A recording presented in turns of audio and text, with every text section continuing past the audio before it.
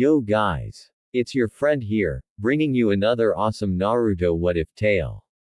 What if Naruto was a perverted seal master part 1. If you enjoyed this video, please give it a big thumbs up, and to watch more videos like this, subscribe to my channel and turn that bell notification on so you never miss an upload. Now wasting no more time, let's begin. Naruto Uzumaki had a problem. He knew this from a young age. Everyone seemed to talk in a code that he couldn't fully understand, like there were little things he didn't understand. People made no sense to him, still he was interested in them. He spent a lot of time watching people to see if he could find a pattern. Sometimes he thought he did, but it was never as consistent as he would have liked. People were confused by it. What made things worse was that these people didn't like him for some reason he didn't always know. When he was 7, he asked the owner of a nearby shop why he and everyone else looked at the young blonde so dirty. When the Uzumaki asked, "What's your deal?" he didn't ask it in the best way. The man was surprised that the child with a bad reputation would talk to him directly and so bluntly. The shopkeeper said, "Nothing's my business. Leave," which made Naruto turn his head sideways in confusion. "Yes, there is. You dislike me, but I've never done anything to you. I want to know why." This made the man nervous. He'd love to tell the kid that the reason he didn't like him was because he was scared of him. He didn't think the child was the fox. But how could a small child really hold it? What if he got hurt, mad, or died? But what do you do if you were scared of a child? Even as a civilian, it was better to be disliked, ignored, and shunned than to be afraid. But he couldn't say that because he was too ashamed. He knew he'd die if he did it, so he pushed the child away with his broom and closed his shop for the day. He would drink all night to try not to think about how unfair it was that people were afraid of him, but he didn't know why. Naruto asked more people that day, but they all told him the same thing. His OG-san told him to stop asking people for information because they wouldn't tell him. He also promised not to say. Naruto knew he had lost, but he decided to get something sweet from the Hokage if he wasn't going to get his answer. Because Naruto didn't like people, he spent a lot of his time reading or playing, training in the forest. When he wasn't watching people, books made sense, nature made sense. Naruto would insist that people did not, and it was because he didn't understand that he did so badly in school. At first, the young Uzumaki wasn't stupid, he just didn't understand what the academy was trying to teach him. They tell you read a book and then they tell you the same things that the book told you. How does that teach? He was bored because he had to remember things. Iruka-sensei was always bugging Naruto to work harder. Naruto said he would if the lessons were actually useful. Naruto thought that the explanations that were given were crap. The clone jutsu is the best example of this. The clone jutsu was too hard for Naruto to do. He understood. Iruka-sensei knew it. His students knew that. When Naruto asked for help, all he was told was nonsense about not being able to control his chakra. Just get a better handle on your chakra.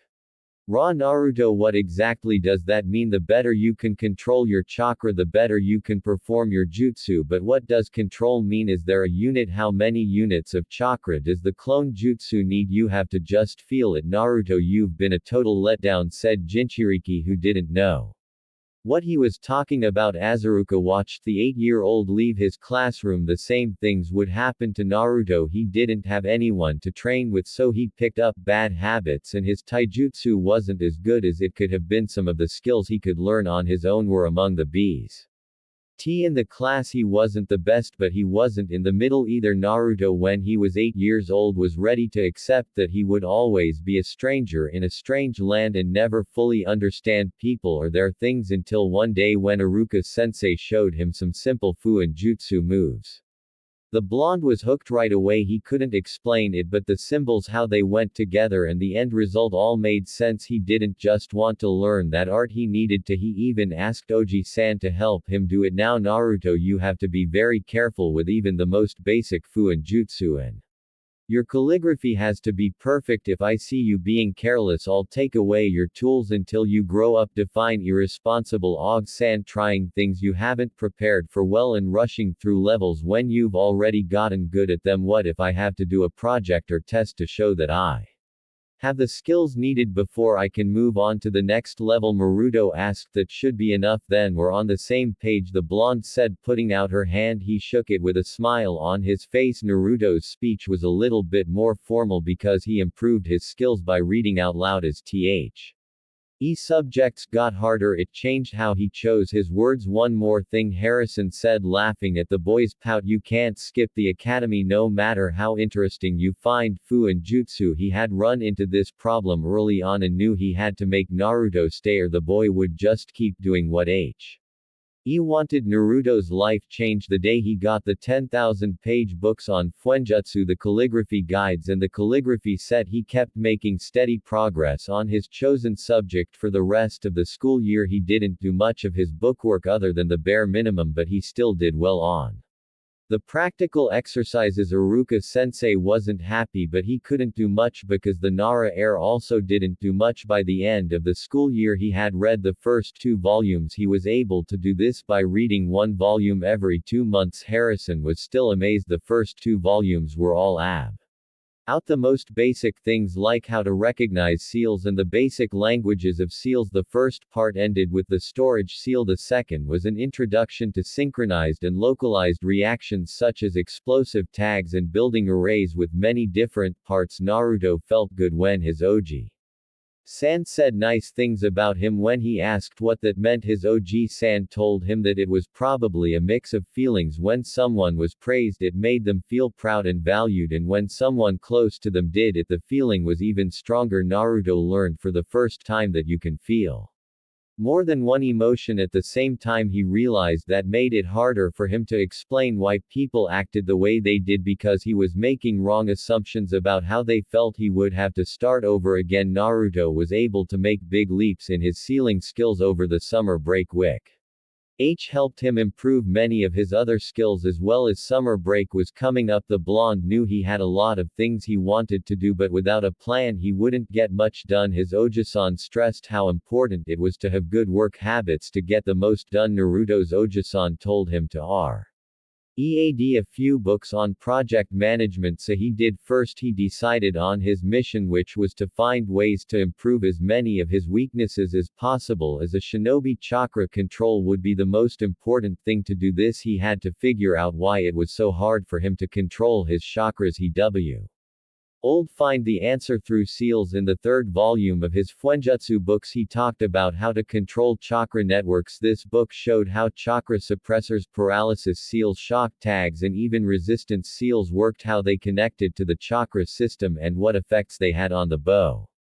The book had a detailed diagram of the chakra system and showed where each tenketsu should be placed. In Volume 4 there were the beginnings of barriers and other security seals as well as ways to find chakra and movement. Naruto read them all in the first month of his break, and because they made him feel good he didn't read any other volumes. Naruto was determined to get a better handle on his chakra before he found a good way to measure chakra. He tried out 12 different designs and made dozens of attempts at each. He was lucky that his Oji-san took part so he could compare the two. When his chakra reserves were the same as his Oji-san's, the blonde was surprised and knew that wasn't normal. When he heard that, he went straight to the library to learn more about chakra networks. It didn't take him long to learn that a person's chakra network grew as they got older and trained, in their chakra kappa city grew along with it. He thought that his network wasn't ready to handle his chakra because it wasn't old enough and that control exercises wouldn't change that. Naruto figured out that his reserves were flooding his network. He needed to find a way to either get rid of the extra chakra or make his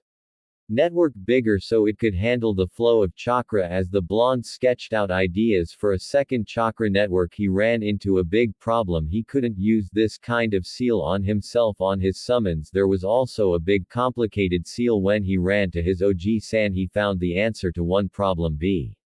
While learning about the other horizon didn't look upset as his favorite blonde asked him calmly about the seal on his stomach. He sometimes forgot that Naruto was a vessel and a sacrifice because he only saw his surrogate grandson. The fact that the boy was usually easy to take care of helped if he asks A question, answer it or make a deal with him, and Naruto would go on with his day. But the boy was not always the same. Early on he spent a lot of time alone, which made it hard for him to express or understand other people's emotions. He often had to say out loud how he felt and be told directly how others felt too. Aside from feeling bad that Naruto was so affected, he didn't know how the boy would react to the news. He might not have any trouble with it, or it might be too much for him. Harrison didn't want to take a chance, so he did something that should have been beneath the god of shinobi. He offered the Uzumaki Aijutsu if he waited until he graduated to find out about the seal and didn't try to break it. I need a semi-autonomous clone. Have you got anything like that? That could be said about any corporal clone. Naruto-kun. Which clone jutsu is the best? The best depends on the situation. In aim or Kiri, the water clone is useful and easy to make, while the stone and mud clones last a long time. Are they all copies of elementals? Og-san: no, there's another, but it's hard on the chakra.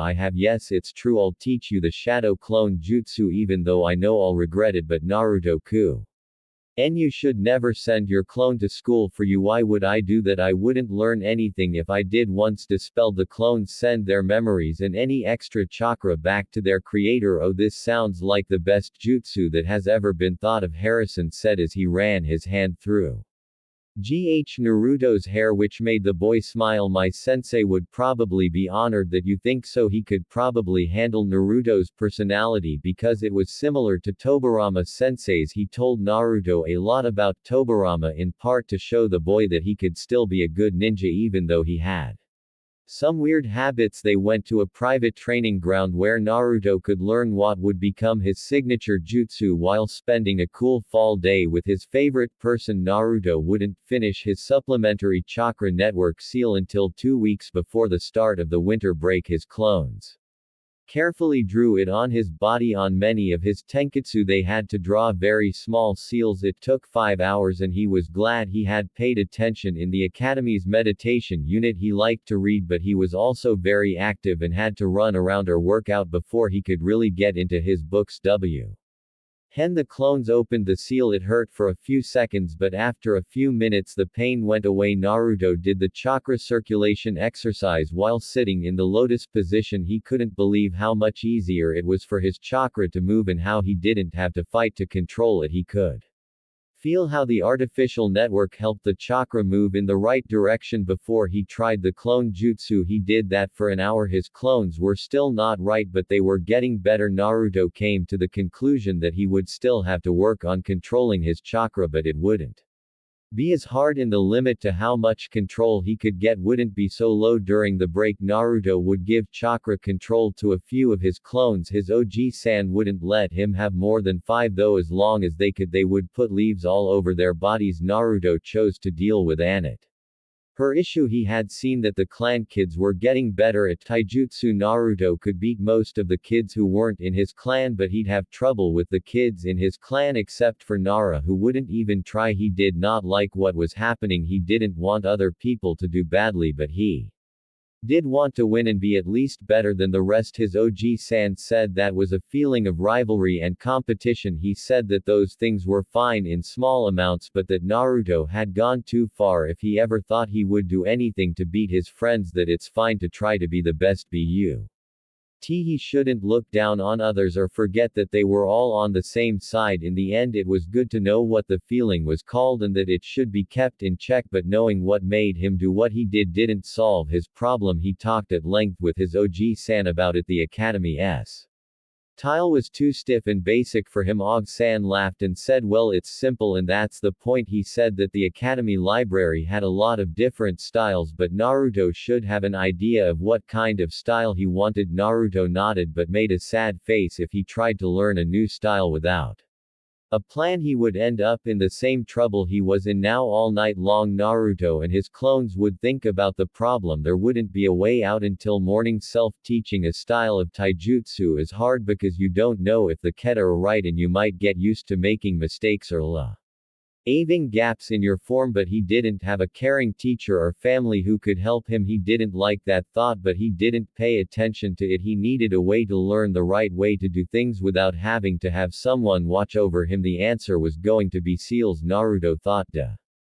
It would be a good start if he could make a seal that could record movement. He could then build an array that would use those pre-recorded movements as a baseline. As Naruto went through the keta, he would get a small shock when he did a move wrong. He did it right if there were no shocks. Many of the techniques used in security seals could be used in this way, but it would be a very advanced way to do so. Naruto was sure he could figure it out, even though it would be hard. All he had to do was find someone good enough and willing to be recorded, and even though that would solve one problem, it wouldn't be enough. Being good at kata doesn't make you a good fighter. He would still need a training partner. As winter came to Fire Country, Naruto began working on the next book. He did calligraphy every day and had his clones reread the other texts while he learned new things. His OG-san asked him to remember about art, but he wouldn't say why. The fifth volume was an introduction to intermediate sealing theory. It had new languages, ideas about chakra, and a start on log and algorithms. The book also talked about how to turn different parts of ninjutsu into fuin jutsu, with a focus on putting things into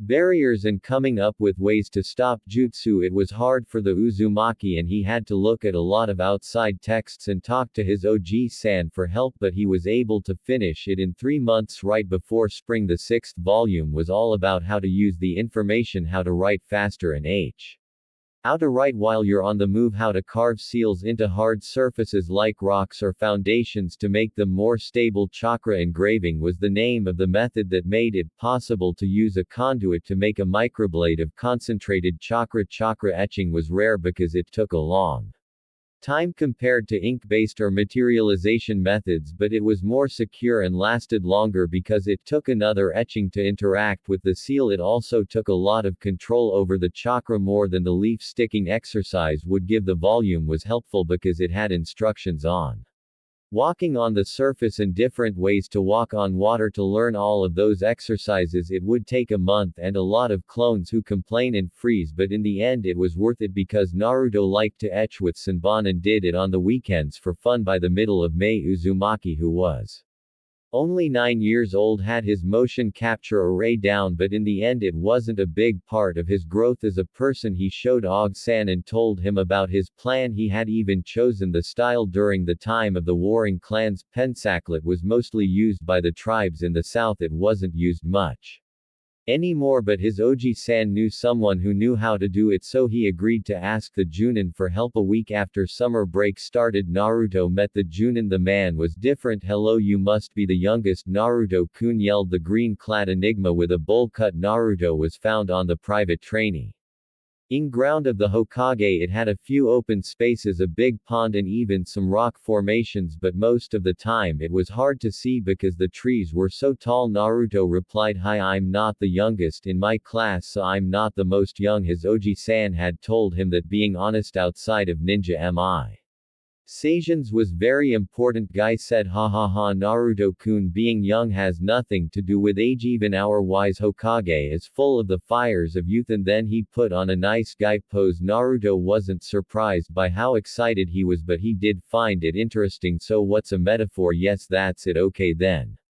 Should we get started? I don't want to waste too much of your time." "Yosh, let's get started." Naruto said. He put the sealing tags on Guy's joints and then activated the larger seal that the taijutsu master was standing on. Then he watched in amazement as Guy did every strike in Juris in the discipline. Naruto knew he had made the right choice when he saw the style in action. It could be fast, flexible, and unpredictable. It used the whole body to attack and defend, and it had grappling and taking down. The blonde was also impressed by Guy's skills. The man did the exercises with ease. Naruto was so focused on Guy that he didn't even notice when his OG-san and a small monkey summon showed up. When he got Naruto's attention, the Uzumaki was happy. As his OG-san put it, he was even happier when he told Naruto that he wanted Naruto to record Sambuca Jutsu forms for a quarter-staff because it seemed to fit Naruto better, and for rattan sticks used in Eskrima. Naruto didn't waste any time getting more seals ready for the summoned person, a man named Yubu with white and gray hair. Guy did the training guides, and when he was done, Naruto thanked him and went to set up. Ubu, Harrison said as he watched his summons and his surrogate grandson interact. He may not be able to say it all, but you've made him very happy. Thank you, guy. It was the least I could do. Hokage-sama and Naruto-kun seems to be a prodigy when it comes to fu and jutsu. Even though I'm not an expert, I have to agree. I used to worry that he would fall out of a tree in a far-off part of the village. Now I worry that he will blow himself up. Young people are often rambunctious, I know, guy, and I wouldn't want to take that away from him. It makes him happy and he's making quick progress now. If I could just get him to work hard in school, everyone would know is something wrong with him. He does as well as he wants to do. He thinks that much of what the academy teaches is useless. He once said that if he had to memorize the names of the Hokage, there wouldn't be so many books in the library about them. That made Guy laugh. Having too much information must mean that it isn't worth remembering for longer than you need it. This argument has some sense. Oh, I know, but I don't want him walking around without common sense or basic facts, so I just asked him to do it for me and he did well. I must be off, Hokage-sama, but I made this exercise plan for Naruto-kun. Oh, he can get the most out of his new taijutsu style. Thank you again, guy. No problem. Guy's plan to work out gave Naruto another problem. Naruto wanted to get the most out of the routine without pushing himself too hard, so he planned to use a modified resistance seal that went up by percentages instead of full levels. But how could he keep a close eye on his progress and chart his growth, and to do it without having to use clones and a lot of equipment? He told all 10 of his clones to come up with a solution because his OG-san let him raise the number. When he woke up the next morning, he was surprised by what they had decided to do. For it to work, he'd need books on medical ninjutsu and jinjutsu. He decided to let the clones do most of the work in that area. He liked working on fuenjutsu and learning new things, but he thought it was best to leave it to the clones while he worked on his physical skill. Not just fighting but also trapping and tracking, since they were taught in the last term. After he put the resistance seal on, Naruto would get up every morning and go for a run. He would run both normally and like a ninja. He would then stretch to improve his flexibility and do exercises to build high strength, like different kinds of push-ups. Next, he would roll out his seal and practice taijutsu and bukijutsu. On different days, he would work on staff in Eskrima for 2 hours each, except for Sundays. He would rest on that day. He would hunt and gather for his lunch and then take a break for an hour. Then he would practice his shuriken jutsu for an hour using kunai shuriken and even senbon because he had them for etching. He would stretch again and then go for a cool down run before going home to take a shower and chill out for the rest of the afternoon. That was how his summer went, and his clones worked on his latest problem instead of practicing chakra control or keeping him safe. They were lucky to find what they needed at the library, and the answers all came from the same clan. Tsunade Senju did the part about medicine and Taka Senju did the part about jinjutsu, and Naruto was lucky because both healer and fighter, a combat medic's journey and forest for the tree's illusions, and you had the types of jutsu he needed as well as other exercises and ideas to help him get a better handle on his chakra. The next year was a lot like the one before it. The 10-year-old Uzumaki trained and studied. But he also made time to see his OG-san and eat ramen from the nice Ichiraku people. He started winning sometimes against the clan heirs and even tried a little harder in the theoretical segments. Naruto did it because it got Iruka-sensei off his back. He thought that was a good enough reason to do it. Uchiha Sasuke was the only person he hadn't been able to beat yet. The boy just kept fighting like losing meant dying, and Naruto got the feeling that the last Uchiha didn't see his classmates as future allies. His OG-san told him that the boy was sad and alone. Naruto didn't disagree, but sometimes his eyes reminded him too much of the villagers, and Naruto didn't want to deal with him any more than he had to. Slowly the Uzumaki moved through Volume 7. It was about how to link and merge sealing arrays, how to make different arrays compatible enough to be merged, or how to build the bridge if they weren't. It also looked at other ways to turn something on, such as timers, changes in weight or temperature and the like. There were ways to open seals that didn't involve chakras. Experts could even use how they felt to open a seal. Naruto had to work slowly because this book had even more complicated symbols. ND languages for sealing. He also didn't want his clones who were making steady progress to be distracted a steady pace during the school year. Shinobi learned more about soft skills like infiltration and gathering information. Iruka-sensei talked about how to fool people by putting on a different purse Ona and what it takes to make a good cover story. Iruka-sensei said that the henge was a good short-term solution but most shinobi could see through it. Naruto thought that didn't make sense and it gave him an idea for his first original jutsu. Naruto Uzumaki was so excited that he almost shook. It was the middle of July and he was in the shade of a big tree. It was finally done and he was ready to turn on what he had made. If you saw Naruto, he would be looking at a black bracelet with orange symbols on the beads. They didn't really stand out, but that was just a trick. Naruto sent his chakra into the first bead and he could feel his chakra coming back to him. It was lit up for 1 minute before the chakra stopped coming in. Then Naruto put chakra into a second bead and an information screen that only he could see appeared. The most basic diagnostic jutsu gave it his height, weight, blood type, chakra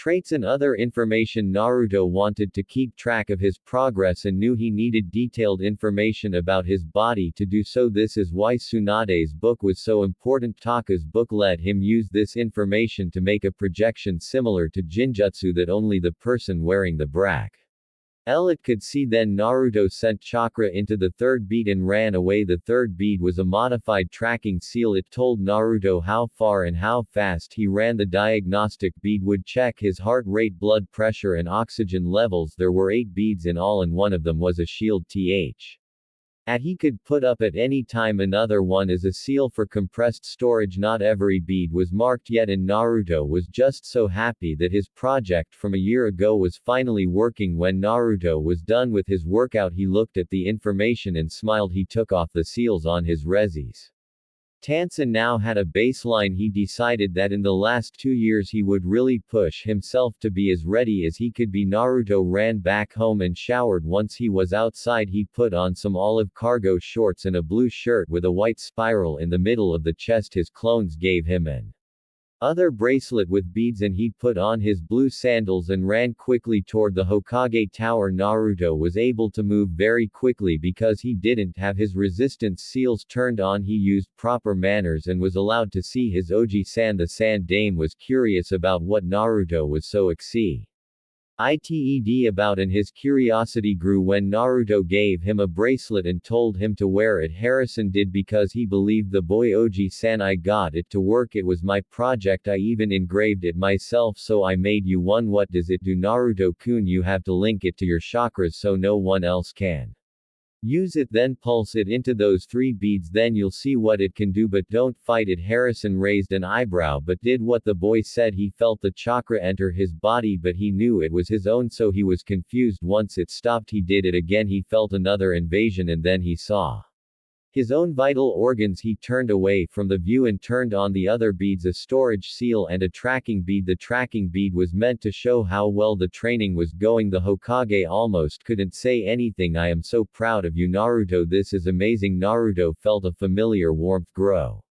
in his chest and when his Oji-san gave him a hug it grew even stronger. He liked it. During the next 2 years there were a few important events for the Uzumaki. The first thing he did was meet his first friend. He was training at the time. He heard someone making noise so he went to see what was going on. It was Hyuga Hinata, one of his classmates, and she was crying. They had never really talked to each other before except for the time he helped her when she was being picked on. He didn't even know that the boys were picking on her because she just looked hurt by what they were doing and wanted to now why they thought his questions were weird, so they left. He just gave a shrug and left. His Oji-san once said that when people cry they sometimes want to be held or hugged. He said that he did it with his baby grandson Konohamaru. Naruto thought that if it worked for him it might work for her too, so he sat down next to her and put one arm around her. She jumped when someone touched her or tried to comfort her. You okay? Naruto asked, which caught her off guard. He asked the question in an honest way as if he didn't know the answer. She said no as she tried to get herself together. May I ask what happened? Ned my og-san says talking about it helps. I'm a failure. Oh, how come as an heiress in my family my dad doesn't think I'm good enough? Naruto asked. Is he right? And Hinata jerked again. He didn't understand. To fail seems like a pretty clear goal. He wondered if she had been given vague instructions. Hi, she said in a low voice, wanting to wrap herself up. He just said then change it. Normally someone would feel judged, but Naruto said it so casually that Hinata was more confused than offended. If you failed, there is a standard. You have to figure out why you don't meet the standard and then make a plan to reach your goal. That's how I started challenging the clan heirs when we sparked. I'm not as strong as you, Naruto-kun. During their time at the academy she had seen the boy get better and better, and it seemed to be a steady process. He told her no, I don't think you would be, and she felt her heart break. She laughed when he nodded his head wisely after he heard him say you're strong like Hinata, so you should build on that instead of trying to be like someone else. I train every day and I don't know if you'd be interested, but if you ever want to spar with me or do something else with me, I'd be happy to do that. Why? Mioji-san said we're all friends and should be willing to help each other. I don't know why, but I don't like seeing people sad. Also, failing at something is just a chance to do better next time. I fail a lot because I try a lot. So you're a proud failure. Naruto smiled and said I think I like that. As soon as he said that, a kunoichi appeared in front of them. She had black hair with waves, red eyes, and a dress made of bandages. Naruto could only come to one conclusion, which he said without any shame: you're unusually attractive. The woman, who he didn't know, just smiled at the boy's boldness. She knew he wasn't talking about the Uzumaki, just that it was true to him. Thanks, Uzumaki-kun, but you might offend some women if you compliment them so boldly without even knowing their names. So how about we introduce ourselves and then tell you? Maybe it depends. Also, if word gets out that you call some women attractive and not others, some of them will be hurt, so some people will be offended if I do and others if I don't. That's confusing. I'll have to ask Oji-san about this. Well, I have to go. I'll see you around. Hinata by Naruto-kun. Hinata Kurenai started. What your dad told you isn't true. Yes, it is.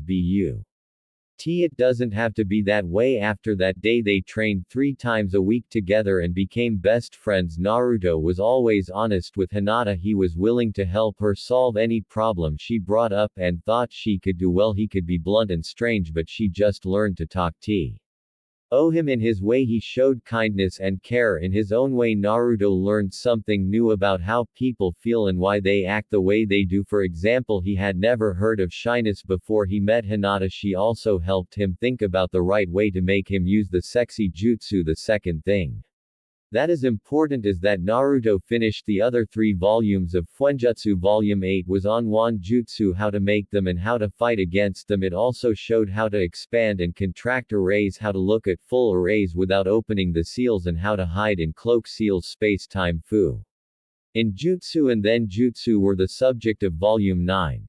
It was mostly about summoning and improving storage seals to make stable pocket dimensions, but it led to Naruto's next project. And the third important thing, Volume 10, was about making things real and learning how to make complex seals out of all the things that had already been covered. This volume focused a lot on the creative side of sealing, like how all the languages, symbols, and other information were the same. It was up to the person who used Fuenjutsu to make it their own. His Oji-san was so proud of Naruto for finishing all the volumes, and he promised that as soon as he graduated he would get Naruto certified as a sealing master. Naruto had to take the official tests, but the results couldn't be confirmed until Naruto became a shinobi. Hinata told Naruto about that one. Naruto was hesitant, but he had to ask the question because he could see how happy his Oji-san was. The Sand-Aim was so shocked by it that he asked Naruto to say it again. Is Yandami-sama my father? Oji-san, yes. Here is a new. He could have lied, but since lying would have put their relationship at risk, he chose to trust Naruto instead. I didn't tell you because your father had so many enemies. Naruto couldn't, and they would love nothing more than to hurt you to get back at him. I'm sorry I had to keep that from you. Did my mother and dad love me very much? You've never seen 2 people more excited to be parents. They'd be so proud of you, Naruto-kun. They were both masters Of Fuenjutsu and would be glad you kept up your clan's specialty. I'm an actual Uzumaki. Yes, Kushina Uzumaki. Was your mother? Harrison watched as Naruto thought about what he had heard. Harrison had to ask Naruto-kun, how are you feeling, because he changed his face a lot. I don't know, like I missed Someth. I never had wistful. Naruto-kun, it means you're feeling yearning or longing, and that's what you're feeling. Oh, I don't think I like it. I think it makes me sad, and that's another thing I don't like. Harrison went and hugged his grandson. I know, my boy, but even negative emotions should be felt because they are a part of you and can help you grow. It shows that even though they were taken from you so young, you three were connected, and that goes beyond life and death. Don't let your emotions control you, but don't deny them either. They make you human, they make you real. He felt the boy nod his head. Aga inched his chest as he rubbed his back. When they talked about his parents, Naruto was completely enthralled by the details. Harrison told Naruto that he would start giving him his inheritance as soon as he opened an account at a shinobi bank. He also told Naruto not to tell anyone until he was at least a tune in, but it would be best if he was a seasoned Junin. Naruto agreed, so they went out together and the boys seemed to feel better. The last important thing that happened was that Naruto found out what he was made of, knowing that so many people were afraid of the Kyuubi and that he and the seal could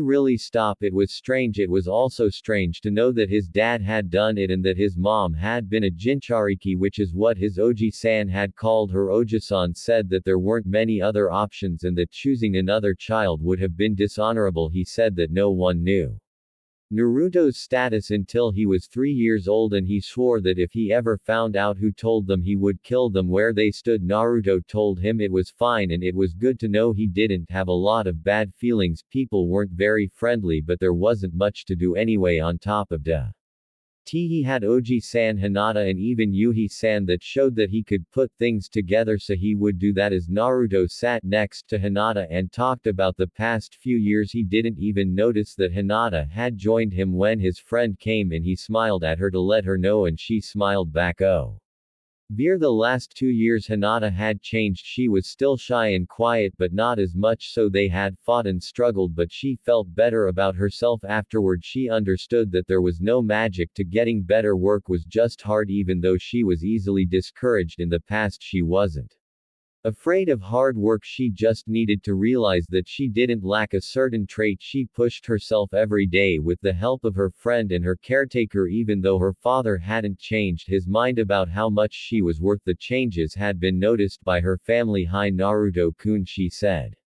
The Hyuga heiress wore a jacket with 2 different shades of lavender blue pants and sandals that matched. Her hair reached her shoulder blades and she wore a headband around her neck. Good morning, Hinata. Naruto said he had also let his hair get longer, but the spikes were still there, 2 of them from his face and hung over his headband. On the back of his orange and black jacket was a red Uzumaki spiral. His paints and sandals, which came up to his shins, were both black. Naruto still wore his bracelet with beads every day. Hinata wore hers too. The beads were indigo with white iris designs all over.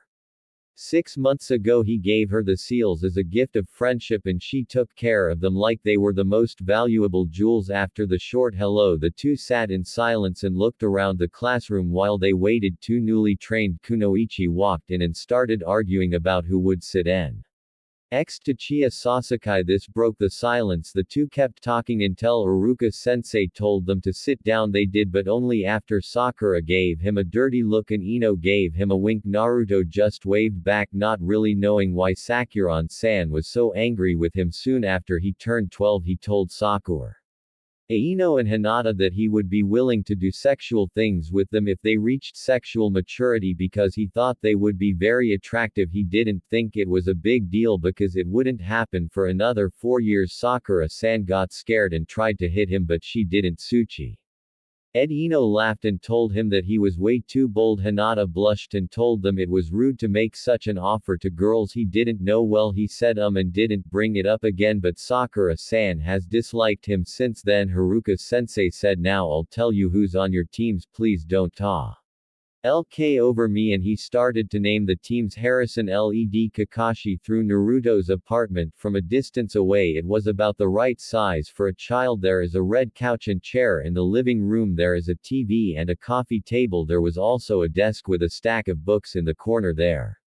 Was also a stand with a quarter-staff made of wood and two rattans on it. The kitchenette had a stove oven, a sink with two sides and shelves above and below the counters. Kakashi looked in the cupboards. In the fridge he was only slightly surprised by what he found: fruits, vegetables, nuts and recently killed game as well as milk and cheese. The cabinets had things like instant ramen and granola as well as the things you need to cook. Not what I'd expect from someone who has been an orphan their whole life. After reading a book about shinobi diets, he asked me to teach him how to shop. Hokage-sama, why did you have to come with me? Harrison said you wouldn't have been able to get in any other way, and Kakashi was shocked. He's finished all 10 volumes of Fu and Jutsu, been tested and passed each exam, and is now a certified seal master. The dog summoner did a good job of hiding his surprise. Do you understand what I'm telling you? Kakashi hi, even if he fails the test he has too much potential not to be a shinobi. Yes, he knows who his parents are, and he probably knows or will find out that you were his father's student. Great. Is there anything else I should know? You know how he feels and how he shows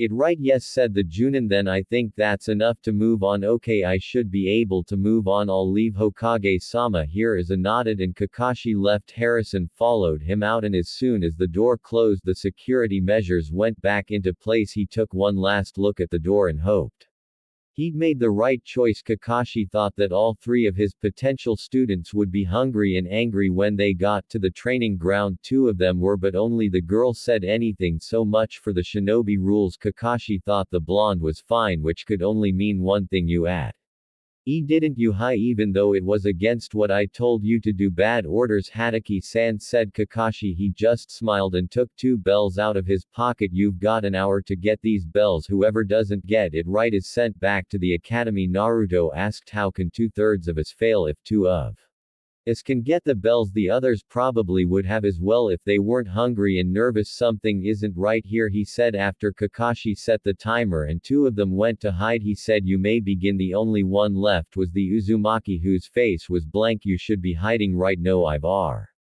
read in a shinobi tactics book that hiding is a bad idea. You already have what we want, so there's no point in coming after us. You benefit from us doing nothing. We didn't have an agreed upon plan or even a place to meet, so the other 2 didn't go back to work with me or each other, the copy ninja said.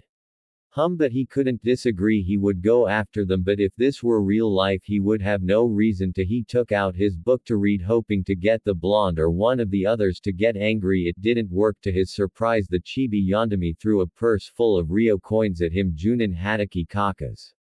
Hi-san, I'd like to talk to you about hiring you, but what do you want me to do? A retrieval mission? When now? Can't. Too busy. Could I get a bell? Sorry, no. If you want one you'll have to take it. Sasuke and Sakura both thought Naruto was an idiot for trying to get out of working hard. They saw Naruto too.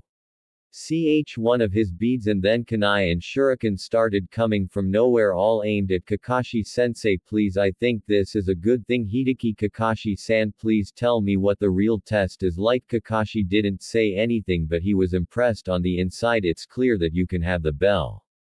Naruto, come hi. They also serve as a distraction, at least in part. Now tell me more. Sorry, no can do. I could beat you up until you did. Trust me, kid, you can't break me because you don't have the skills or the time. Yeah, I thought so too. Then we must work as a team since the state goal is wrong. You're not trying to see how cruel we are. That's clear. Also 2 bells, but only one will ring. The numbers don't add up. Well done, Naruto. Do you want to set me free? Not until. Sasuke and Sakura grabbed the bells when Naruto said that. His friends came out of hiding and did exactly that. Naruto broke the seal and Kakashi could feel his chakra flowing again. Naruto, how did you do it? It was smart to stay here so late, but 2:30 a.m. was just too early. After you left I set up the field. How did you make it happen? You weren't sending out any chakra. Naruto said didn't need chakra. Kakashi thought quickly and figured out that Naruto used a pressure trigger. The coins were probably to make up for the fact that Naruto didn't know Kakashi's exact weight. The chakra for the substitution was the final activation. Kakashi had been led around by a nose by a genin who had just graduated from the academy. That was embarrassing.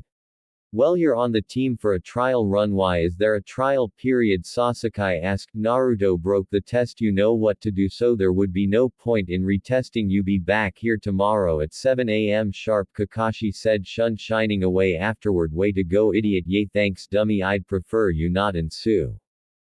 Me, I don't like it. Besides, neither of you knew the secret of the test, and I have no reason to assume you would have figured it out. I will see you tomorrow, Naruto said, and then departed. Neither Sasuke nor Sakura could argue with his statements. Kakashi arrived to the Sandom's office, being granted immediate entry. When he walked in, he saw a room full of Junin in the sand name, all smirking at him. He then saw the crystal ball on the Sandom's desk and slouched. Team 7 provisional pass, he said, and everyone started laughing. It would be a long time before the copy ninja lived down getting subdued by a brat. Kakashi Hideki had been thought of as a genius and a prodigy for most of his life. Many people thought that made him arrogant, but he'd lost and failed too many times in his life to ever believe his own hype. He was proud though, and his Yandami chibi walked all over it like the roles were switch. He was drinking sake at the Rusty Kanai with some other Junin at the time. His report was short because the Sand Dame was too happy that his surrogate grandson was able to pass the bell test 3 generations ago. It hadn't been possible. Kakashi had even said as much. The Sand Dame just laughed and said that the temporary promotion was fine. It didn't change much, but if there were big problems, he could put the other 2 on the back burner. He would have gotten any of us. Kurenaya told the copy ninja she could relate because she had been caught in one of Naruto's clever traps before. She was lucky that Hinata was the only one who saw her. Uzumaki-kun is a prodigy, Asuma pointed out. So are the Uchiha, and so were the Hyuga. Last year they still couldn't have passed the bell test. Kakashi shook his head at the man's lack of vision. Even Kurenai had a little frown on her face. Neither of them are master RS at what they do. The name has lost its meaning because anyone who can make a half-decent explosive tag calls themselves a seal master, but Naruto is the real thing. Sandom-sama told me that, but I gave the kid time to plan and free reign over the battlefield because I thought he wouldn't stay up all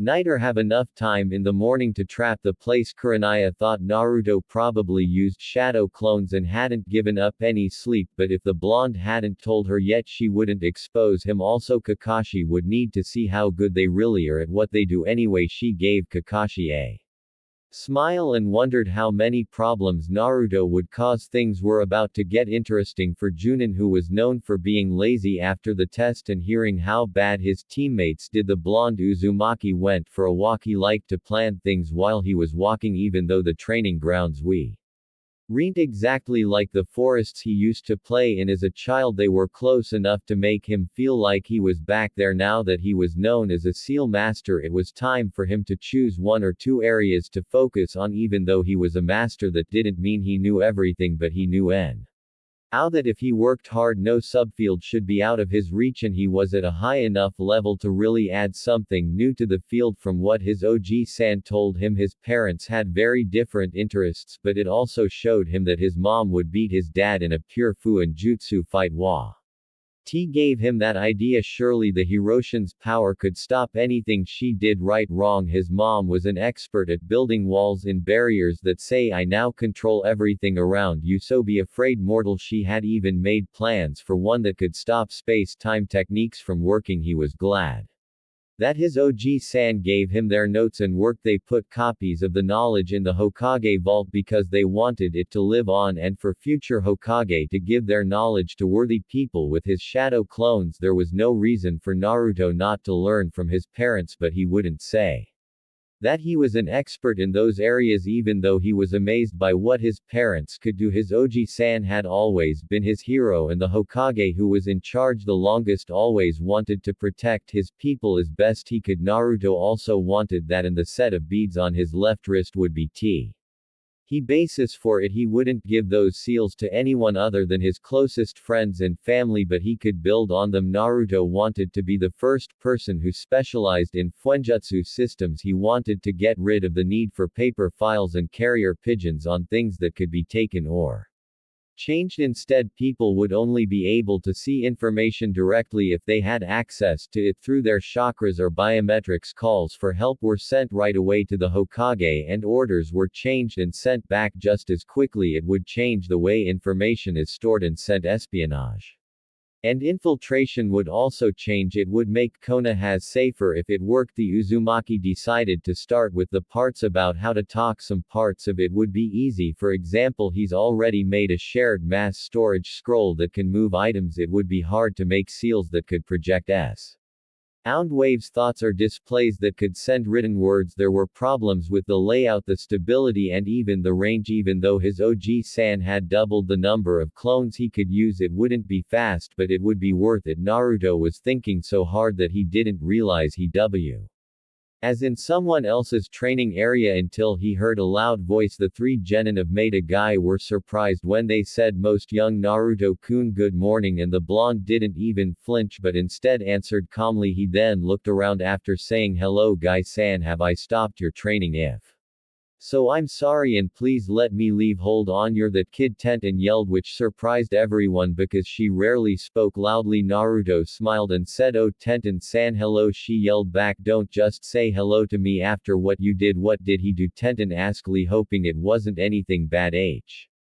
He offered to have sex with me. The guys on Team Guy were confused. "Once we were sexually mature. You're very pretty now and I'm sure you'll be even more so in a few years." "I didn't know it was rude to offer until my friend Hinata told me it was. I'm sorry if I offended you," Naruto said, bowing briefly. "You sorry for offending me but not for the offer." Tenten asked. "No, I'll still sleep with you when we're older," he said with a nod. "I'll just do it in a better way." Hinata once said that it's not always what you say but how you say it. How you present an idea or feeling is important, and if you do it wrong, people won't understand what you mean. Tenten couldn't do anything but stare at the little creep. He was so honest and polite in everything he said that she didn't know why she was so angry. Also, it was kind of a compliment and he meant for it to happen years from now. She couldn't understand all of his words, but she saw her sensei right that he would talk to her about it later. Neji asked, "Do you know my lousy cousin?" The boy gave a neutral answer. "Yes." "So you agree that she has failed and always will?" Naruto said, "I would hope so." The boy didn't understand what Naruto said. "You don't have to hope, it's her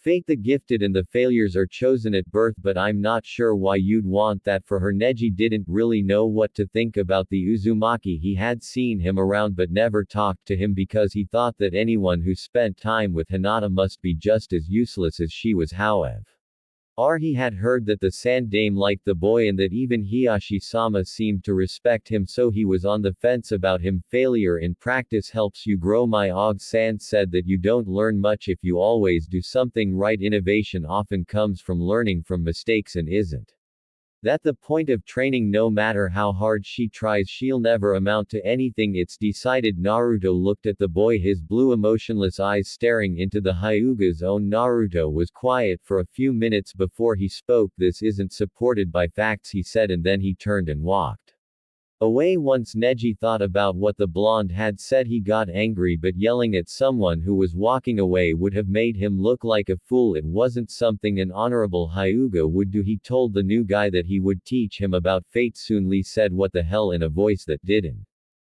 sound very young. He wasn't young enough to be confused. Never had he seen someone dismiss Neji like that, nor hit on Tenten. What was his name? That was Uzumaki. Naruto-kun, a brand new genin, he's had a hard life which has given him a unique way of looking at things. From what I've heard, Tenten-chan, he really didn't mean to hurt anyone. Maybe not, but he's still a little bit of a pervert. Guy shrugged his shoulders and said probably as he ran to the shinobi archives. Naruto didn't think much about his run-in with Team Guy. It was a simple building that looked like many others in the village. He went rough the foyers and through the doors until he reached the stairs. He went down into the building's basement and down another hallway until he came to a set of locked double doors. Naruto put his hand on a seal on the left side of the door frame and pulsed his chakra. When the doors opened, the person who worked in the Fuenjutsu section was there to greet him. Behind the doors was a room with several hallways, some of which could only be reached by the archivist. The walls were white like eggshells and the lighting made it seem like a hospital room. "Good afternoon, Naruto-sama," Kaoru said. Kaoru was in her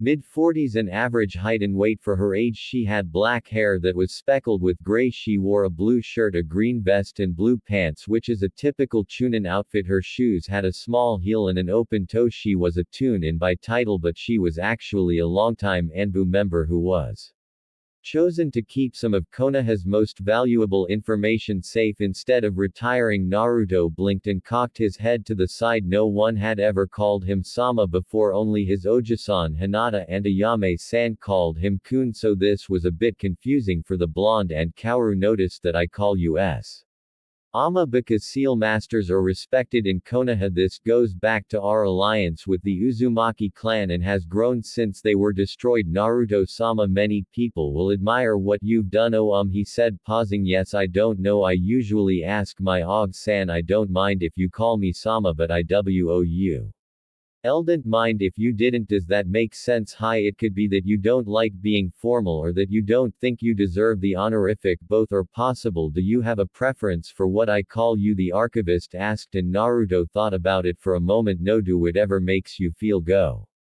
I'll remember that now. Naruto-sama, what can I do for you today? Og-san said it would be okay for me to leave clones here to study, and I'd like to do that now. Yes, he did tell me that. What do you want me to do for you today? Space-time fu and jutsu. I'll do it right away. There's a private room just to that hallway and to the right, Kaoru said, pointing to the hallway to her left. I'll bring the materials with me. Thank you, Kaoru-san. His Oji-san had already told him who would be helping him, so there was no need for a formal introduction. The archivist nodded and walked behind her to the hallway. Naruto called up 15 copies of himself and told them to go to the room. Then he went to the door. He had a few other things he wanted to do today, and he was confident that his clones would work hard at what they were doing. Naruto went up the stairs again, but this time he went to the second floor. He went out the door to the Shinobi Archives Genin section. This exchange went much more quickly because he had already asked for what he wanted. Naruto wanted to learn more ninjutsu, but since the academy only taught 3, he thought he should wait to see what his sensei would teach the team. Hideki sensei was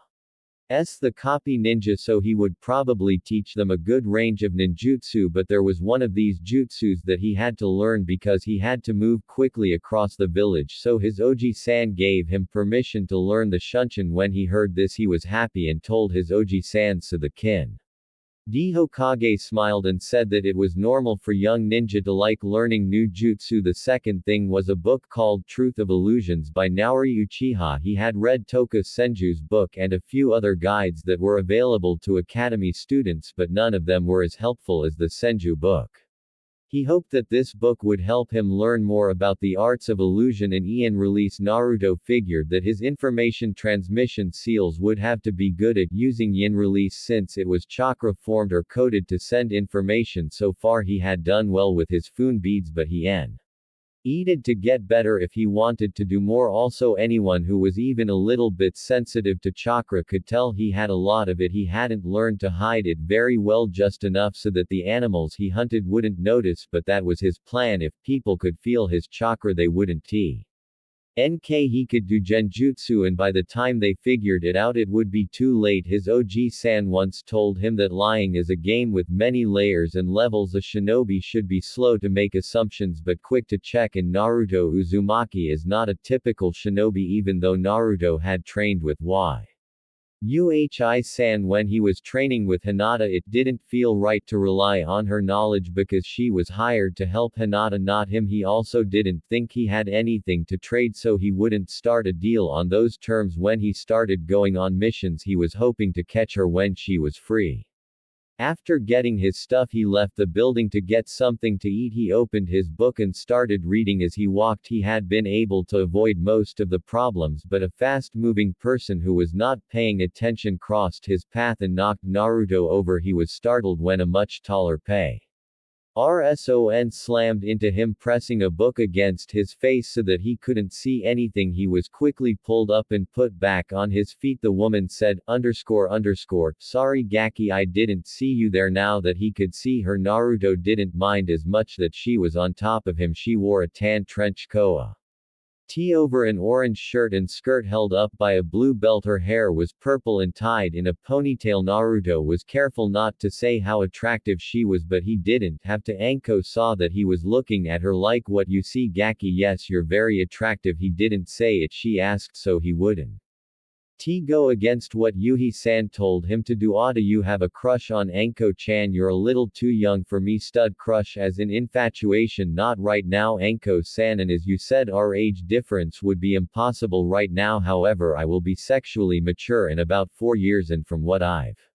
heard, relationships with big age gaps aren't frowned upon. Then if I got a crush on you, I'd pursue you if you wanted that. Anko looked at the boy and wondered if he was being serious or joking. His face didn't show any signs of lying, and he was almost too honest, but he didn't care what she said. She did. Expect this to happen in no way. 4 years is a long time for a shinobi, Anko said with a wink, but if you grow up nice and strong I might think about it. She didn't expect the Gaki to hold out his hand like he wanted her to shake it. I think those rules are fair, and I think we've come to an agreement. Anko took his hand because the kid's behavior caught him off guard. Yeah sure, and they stopped shaking hands and went their separate ways before the Gaki called out again. Sketching had become another hobby. Oh, could I draw you some time? He got tired of being quiet after reading so much about art.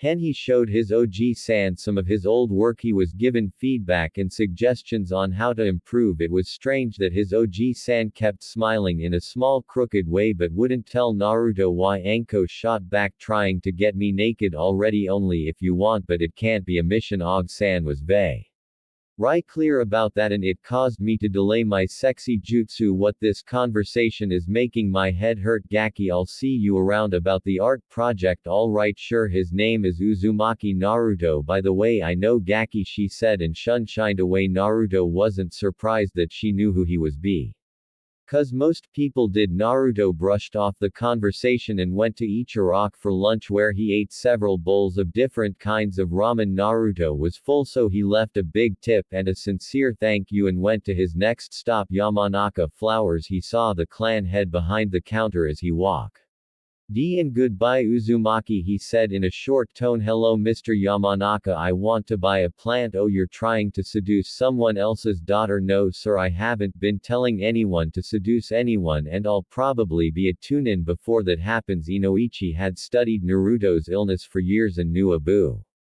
it was hard for him to weigh that information because he was a very protective father. Worse of all, he didn't know if the kid didn't know why he was mad at him or just didn't care. The mental jutsu expert was about to answer again, but someone else walked into his shop and stopped him. Hi Dad, Ino-s. As she opened the door with her back to the cashier and the customer. When she turned around to face her dad, she saw the blonde Uzumaki there. Hello Naruto-kun, he said. Inoichi's face turned even more sad. Hello Ino-san, you should call me Anakin because we're friends. Naruto turned his head to T.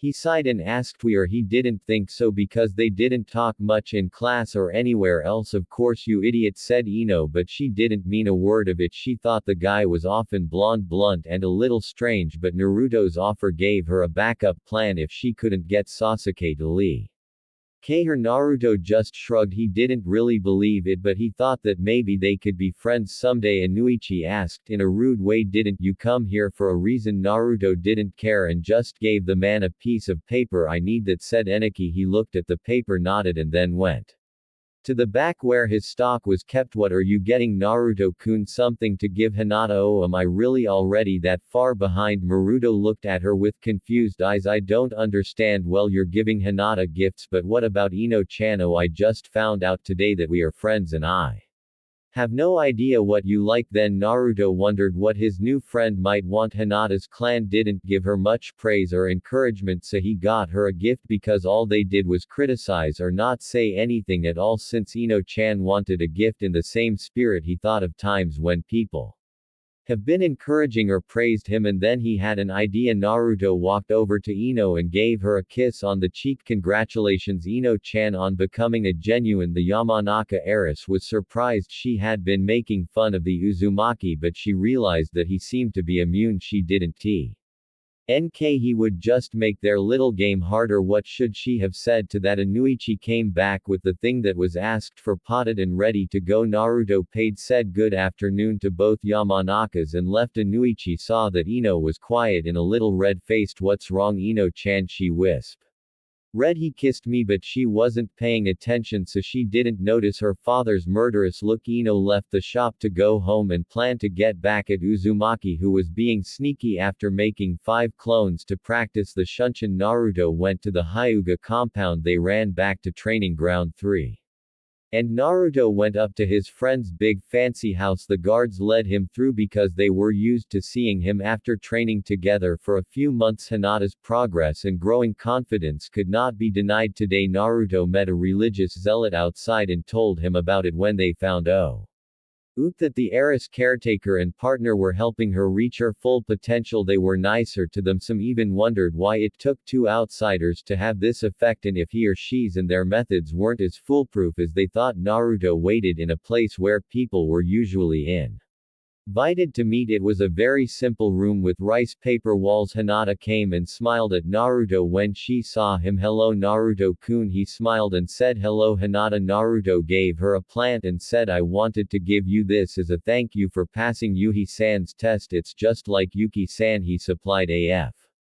Turward. Hinata said yes it is. Thank you Naruto-kun, I hope I can take care of it as well as you do with Yuki-san. She had known about Naruto's plant pet for a while. Have you got time for a fight? Hi Hinata said okay, let me put this in my room and then we can go to the dojo. She went to her room and came back a few minutes later wearing an ash-gray training gi. The two walked to a training room that Hiroshi had cleared out for them to use whenever they wanted to train. Naruto did a series of hand seals after closing the sliding door and a seal on the floor briefly lit up. Hinata stood up, smiled and 2K the traditional gentle fist stance. Naruto walked over to her and stopped when he was about 7 feet away. He took his position with his knees bent and his feet not quite shoulder width apart. His hands were up and his waist was slightly bent forward. He turned to the side to cut down on the number of targets. The Uzumaki slowly moved toward Hinata, getting closer and closer. Hinata didn't want to give him the chance so she ran at him with her palm pointed at his shoulder. Naruto moved his back foot behind him and bent backwards while slapping the blow away with his front hand. He threw it off anew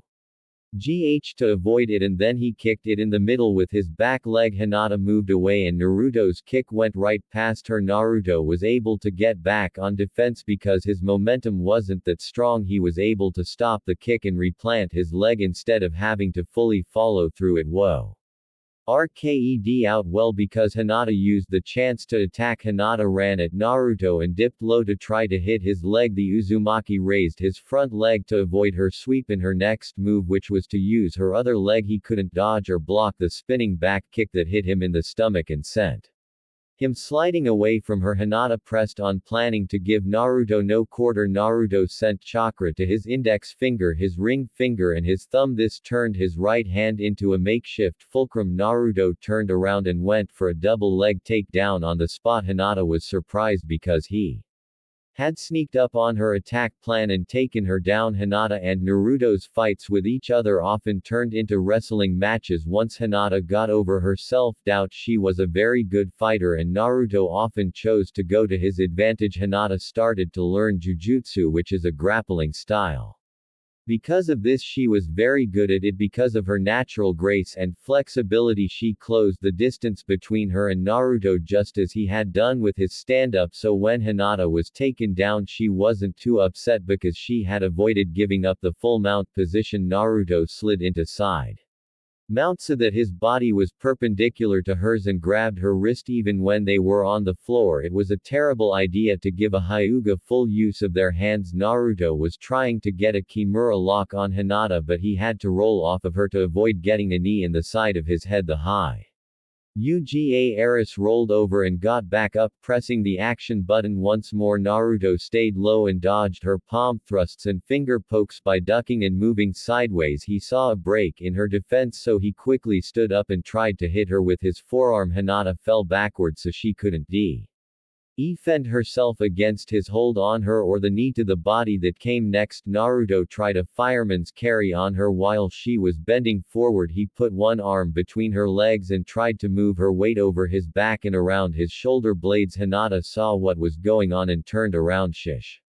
Then used her legs to wrap around Naruto's neck from behind. As the two of them fell to the ground, Naruto got out from between her legs and grabbed the kick that came after he left. Then he saw that Hinata had polish on her toenails, a deep blue. It looked nice. He was so busy that he almost didn't duck.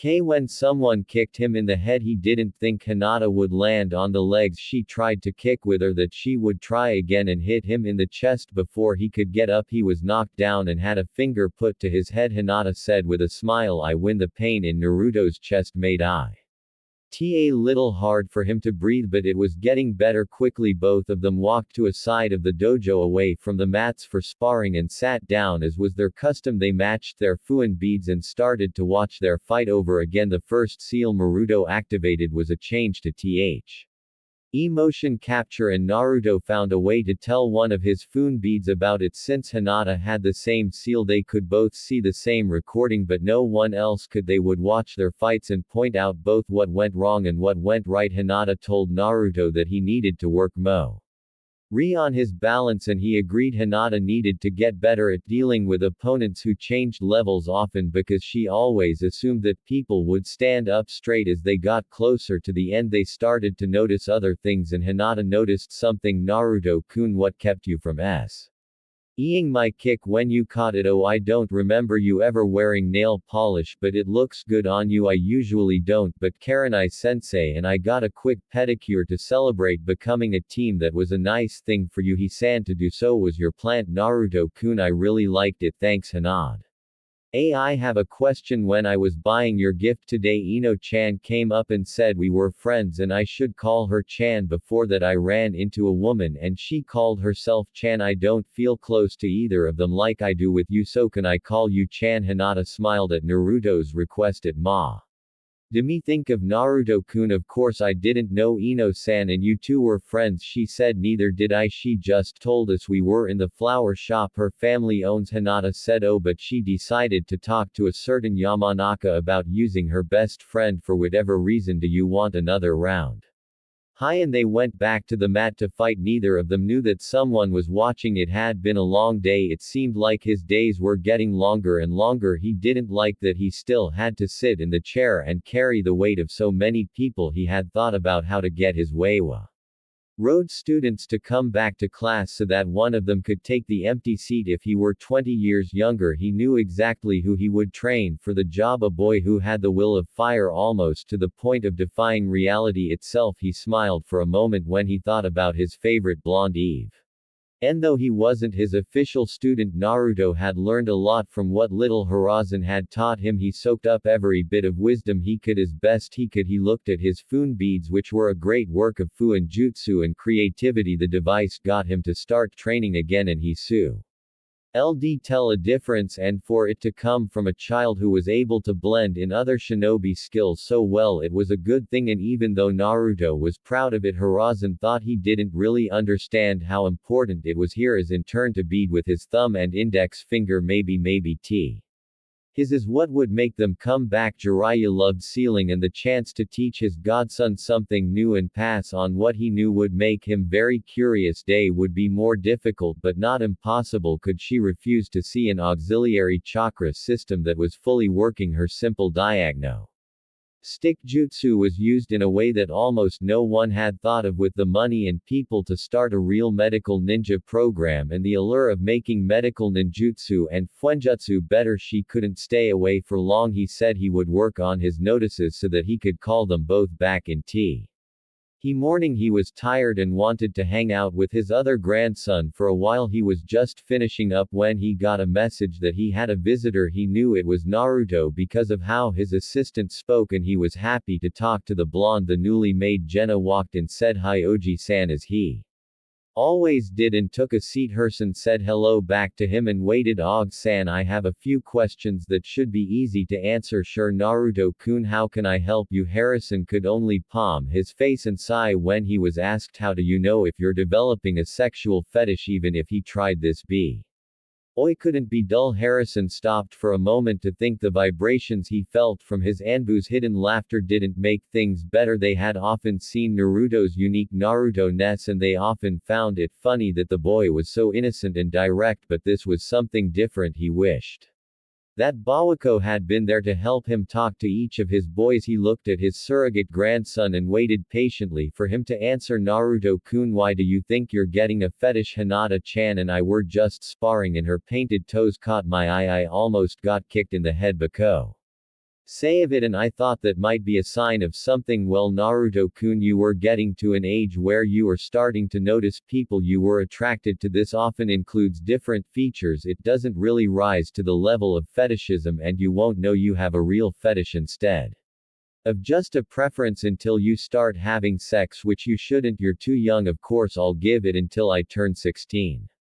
I've already asked 4 girls if they'd be interested. Horizon could only raise an eyebrow at that. How did it go? I think I got 3 maybes and 1 no. Sakura-san seemed really turned off by the idea and Tenten-san didn't seem to like the way it was presented. Naruto-kun, such direct requests might bother some people. I know that now because Hinata-chan told me so. I should have asked her first so I could have changed my plan. She said you simply could not have done it. How will girls know I want to have sex with them in the future if I don't tell them? Naruto asked as if his grandfather figure was crazy. Just remember that if they don't seem interested, don't push them or keep trying to get in touch with them. Okay. Hey, why must I wait to find out if I have a fetish? Haraso N wanted to be done with this part of the conversation, but he answered the boy anyway. Even though the way people use the word has changed, the strictest definition of a fetish is a sexual obsession that is the only way for the person who has it to get high. Now my second question, I'm still having true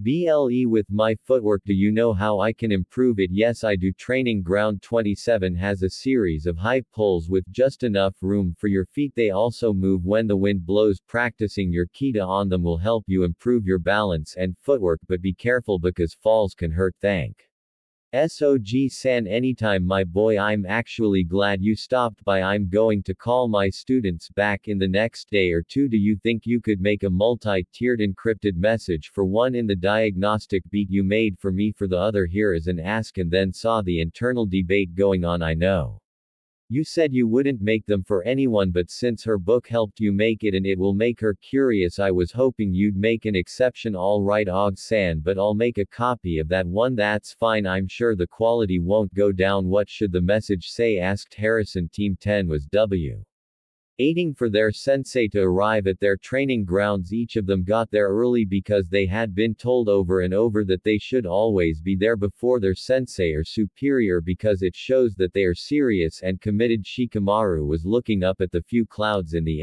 sky. The sun had just come up less than 2 hours before. Choji was eating a bag of chips. Ino was quiet and pale and she held a bento box like it was a bomb. Everything about her was wrong. Asuma noticed right away that his lone kunoichi didn't seem right, so he asked, why Ino, what are you doing? She said nothing, I'm fine. But she wasn't. She could shake the person who came to see her while she was walking to the team meeting. She got shivers just thinking about it. Good morning, Ino-chan, the Hyuga said as she walked up to her friend and fellow heiress. She gave her a hug while holding the bento box in one hand. Ino was taken aback. Hinata wasn't very affectionate or expressive. Still in the Hyuga's arms, Ino said hi Hinata. Hinata held on tighter when she tried to break it. I don't know what your game is, Yamanaka, but if you hurt Naruto-kun, I'll ruin that pretty face of yours since you claim to be his friend.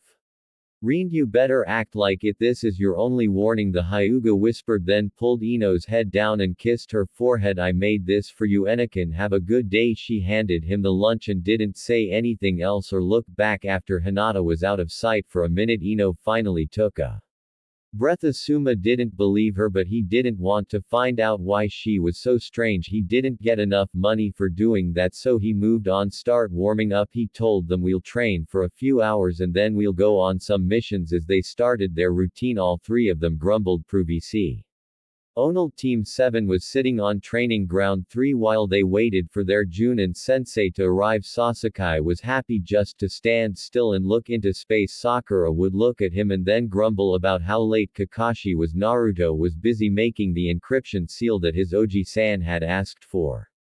Even though he didn't like that his Junin sensei was late, Naruto had already worked out for a short time, so he didn't mind the break at 4:30 a.m.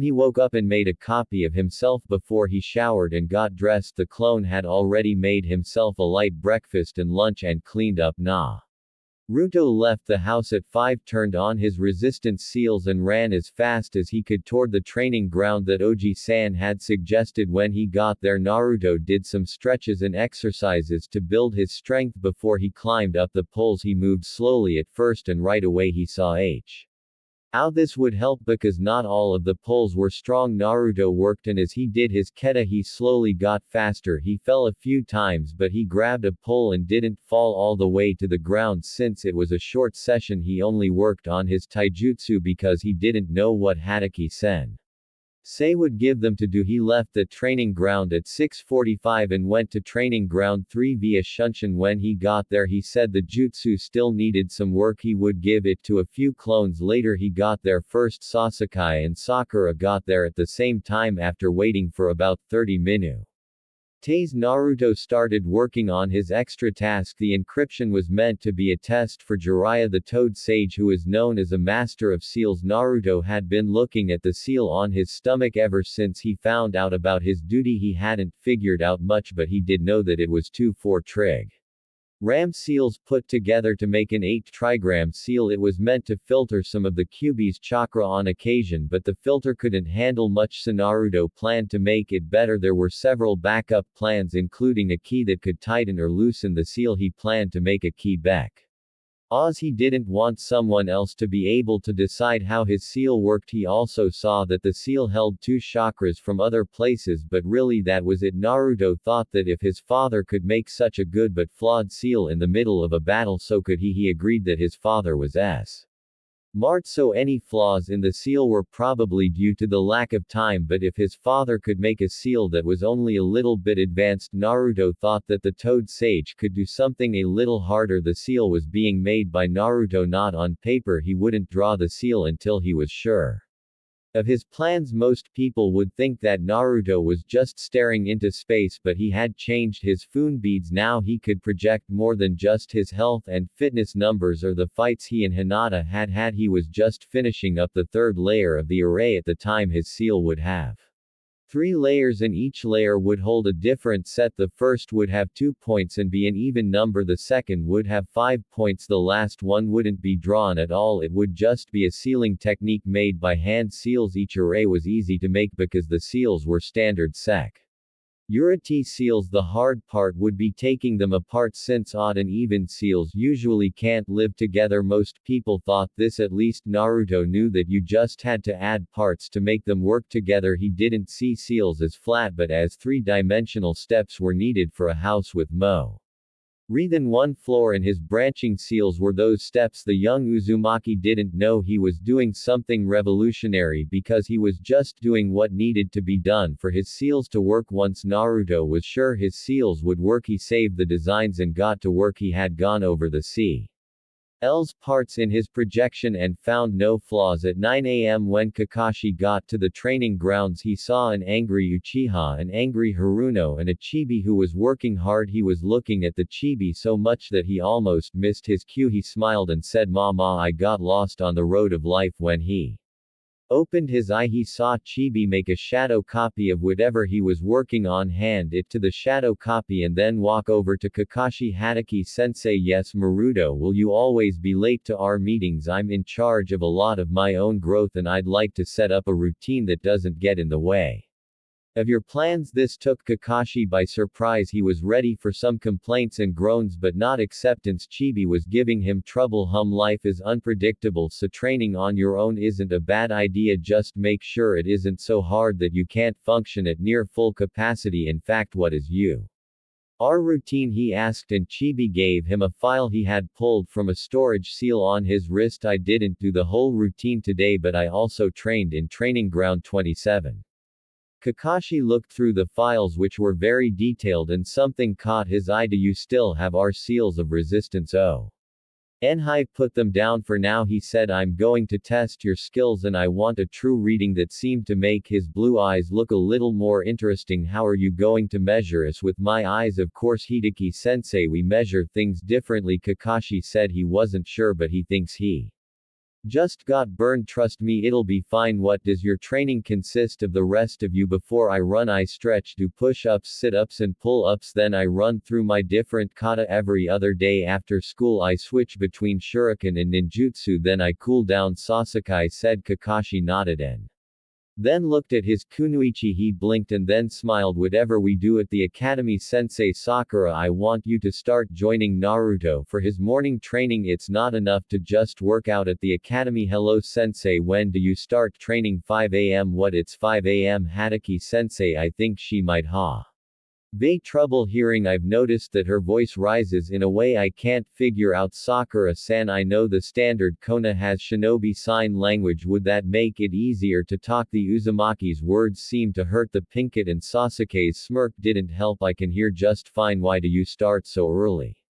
I want to do a lot of things really, Sakura asked, but your grades weren't that good. Your grades were better than mine, but we're both genin. I'm not afraid of hard work, but I'm picky about what I'll put in. A lot of effort for. Okay, you make a good point. Before we go on our first mission, I want you guys to fight each other so I can see how good you are. Sasuke asked, what are the rules? Taijutsu and weapons, no maiming or killing blows. Sasuke and Naruto, you go first, Kakashi said as he watched the two boys get into their stances. Sasuke's form was familiar but Naruto's wasn't, even though Sandom wrote it down in the file he gave Kakashi. Kakashi still didn't know Naruto's form. He was surprised when Sasuke went on the attack because his style was to defend against attacks. However, he quickly realized that the boy was used to being stronger and better at fighting than his classmates. Kakashi thought might be a bad habit that needs to be fixed. Sasuke was good at using his skills and had a good amount of power. He could see though that the boy was getting angry because Naruto just stayed on the defensive and blocked or avoided every attack from the Uchiha. After a long conversation, Sasuke stepped back and made some space. Hideki sensei, have you seen enough of Sasuke's skills? Can I attack now? Kakashi just nodded and Naruto unsealed two metal rattans, one in each hand. Naruto asked him to attack, which made Sasuke aware of the situation. He decided to take the lead. He ran back toward the Uzumaki and tried to give him a straight right punch. As Naruto moved away from Sasuke's attack, the same rattan hit him twice, once just above the elbow and again just above the knee. Without pausing, Naruto used his other rattan to hit Sasuke's tailbone, which hurt so much that the boy bent backwards. Now that he was fully behind Sasuke, Naruto didn't waste any time and went for Sasuke's left temple with a high kick. Only because Kakashi was fast and quick on his feet did Sasuke not get knocked out. When Sasuke saw how close he was to getting kicked in the head, he stared at Naruto with wide eyes for a SPL. It's second before turning and glaring at him. You were never that good in the academy. He put his foot down as Hatake sensei finally let go of his leg and told Sasuke-san, that's wrong. No, it's not. When we sparred you couldn't beat me. I could have if I hadn't left my resistance seals closed. Then why didn't you? Sasuke asked in a frustrated tone. Because I was stronger than you and would have won. I wanted to improve my technique, and since the academy is for training and wins or losses don't really matter, there was no point in making it easier on myself. So you've been holding back the whole time? Ask Asaka, a little surprised. One of his hardest fights had been against Naruto and he didn't know how to feel about the blonde not giving his all. No, only in the last couple of years. Okay, you two sit down and I'll test Sakura. The boys did as they were told and watched Asaka attack their sensei. She RTED off well and had good technique, but she got tired sooner than Kakashi would have liked. After a few minutes her form started to get sloppy, so Kakashi told her to stop and made her sit with the boys. As you all know, this is a probationary team. I have until the end of our first C rank to decide if We stay together while each of you has a solid base to build on. My main focus will be on teamwork drills, formations and the like until I'm sure you can work as a team. I won't give you more skills which you might use carelessly. Now let's go get a mission. Kakashi kept his eyes open as they walked through the village. His kunoichi did everything she could to talk to the one Uchiha, but the boy wouldn't budge. He would have to work on both ends of that. She shouldn't bother Sasuke, but he could talk to her and not be a jerk. He also noticed that neither of them seemed to care about or be interested in he doesn't understand why, since the boy knocked out a Junin that is pretty cool. Chibi didn't seem to care as he stared into space, nodded his head at nothing and then made a shadow copy that left right away. Team 7 made it to the office in the end, where Kakashi gave them 2D ranked missions to do in other places. The Honorable Sarutobi Harrison is working hard on his daily briefing and other important things. He works steadily through the papers until his assistant interrupts him to tell him that Naruto has arrived. Harrison calls Naruto in, but at first he is confused because Naruto should be with his team. The clone tells him that it is in fact a clone. This clone wanted to give the encrypted seal and his Fun beads to someone else. Here is a new Naruto wouldn't take long to do the jobs he was given, but he didn't expect the boy to change so quickly. He thanked the clone for the work he and Naruto had done, and the clone went away. Then Horizon started writing the messages he would send to his lost students. He always knew where they were in general, so it wouldn't take him too long to find them. He just hoped they wouldn't have adult onset childishness because he wasn't in a good mood. Here is in finished each message and called for 2 monkeys, telling them where they needed to go and what they needed to say. Just as his visitor was leaving, his door opened and a person he didn't want to see came in. The darkness of Shinobi just sighed when Shimura said, "I don't remember giving you access to my office." Even though he let the Uzumaki's status out, he wasn't doing it to be bad. The village was in trouble and people needed a pariah because focusing on something that was wrong would bring them together. He didn't come up with social psychology as this how every meeting has to be. LD cut off your head and then we'd never see each other again. A few years ago Danzo would have thought that was just a joke, but Horizon had changed and gotten his edge back. Since then it was good for the village but not for someone who ran a black ops group, which is technically illegal. The Futon Mas Tear just let out another side. I came here to make a request. Well, about what? I'm training a young boy around Naruto's age and I'd like to set up a play date for the 2 of them. I think they'd get along. Hiruzen couldn't believe what he was hearing and said, "You must have the biggest balls in all of the elemental nations. I'll kill you wherever I find you if you ever go near that boy without me there." And years later you asked me to let him meet one of your root. Well, I do, but that's not the point. I'm rethinking some things because of the young Uzumaki and I think it would be good for both of them. If Sai became friends with him, he's not going to fit in with that team you put him on. You have to know that I think Kakashi will be able to deal with the personality conflicts. You can expect gumdrops from rain clouds, but that doesn't make it a good idea, Danzo said. Harrison looked at him with a look of disbelief that Danzo didn't understand. "What? I just didn't think you'd be familiar with gumdrops. Now you're just being a jerk," Harrison said. That made him laugh. "If I do this an Ambu guard will be able to see it. That's okay. This isn't a trick. I just think the boys can understand each other."